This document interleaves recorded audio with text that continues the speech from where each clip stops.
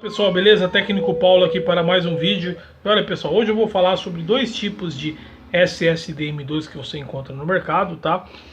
E assim, esse daqui tá na caixinha, na verdade ele não tá na caixinha, esse aqui é só a caixinha, porque ele tá no computador do cliente.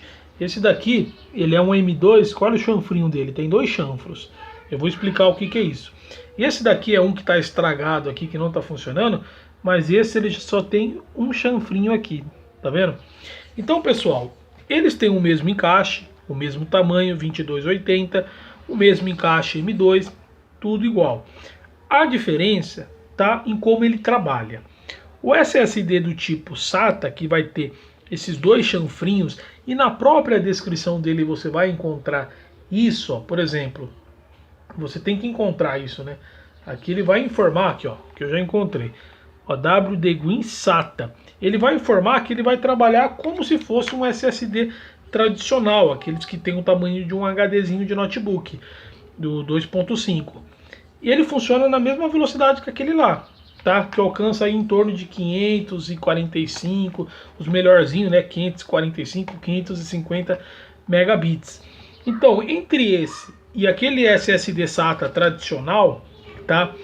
Eles têm a mesma velocidade, mesmo desempenho, vão trabalhar com a velocidade SATA, beleza? Só que a diferença, então eu vou colocar um SSD normal mesmo, em vez de colocar esse SATA.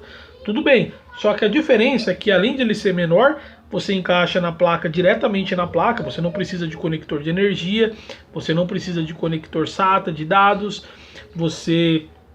eles são menorzinhos, eles ficam esteticamente bonito, melhor, você não precisa utilizar conectores da fonte, tá? E você pode continuar, no caso de um notebook, por exemplo, isso é muito útil, porque você não precisa tirar o seu HD do notebook se ele tiver a conexão M2. Você coloca um SSD SATA e você continua usando o HD ali, sem mexer no HD, tá?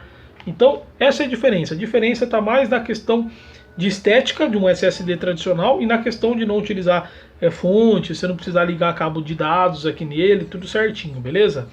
E depois, em contrapartida, a gente vai ter um SSD que é um pouco mais forte. Esse daqui é o M2 também, só que ele é conhecido como M2 NVMe. Esse daqui ele vai utilizar as vias do PCI Express para fazer a conexão, a mesma que a sua placa de vídeo utiliza, para efeito de comparação. Então esse daqui sim, esse daqui é muito mais rápido do que esse cara aqui.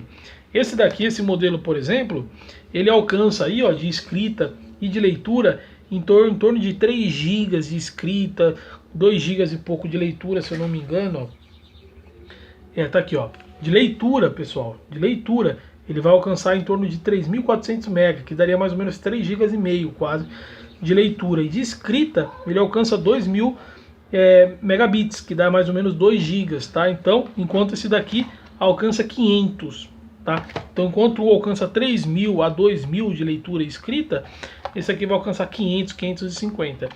Então, o NVMe é a melhor opção, ele é mais rápido, tá? Então, você utiliza o M2 NVMe quando você quer mais desempenho, mais velocidade. E o SSD M2 SATA, ele tem a mesma velocidade com o SSD SATA tradicional, porém ele vai ter alguns benefícios que o SSD tradicional não tem. O fato de não usar conectores de fonte e tal, de você não precisar ter que tirar um HD e colocar o SSD, ou tirar o SSD, enfim, só colocar no M2 ali é muito mais prático. Beleza? Então é isso aí, pessoal, dica rápida. Se vocês não conheciam esses dois tipos, tá? Você consegue diferenciar eles pelo chanfro, ó. Olha como que é o SATA e olha como que é o M2. O SATA e o NVMe. Beleza? Então, isso falando de uma maneira simples, cara. Tem muito mais detalhes nisso daí, nessa história toda, mas isso resumindo de uma maneira bem simples para você entender, para você que é mais leigo entender, beleza?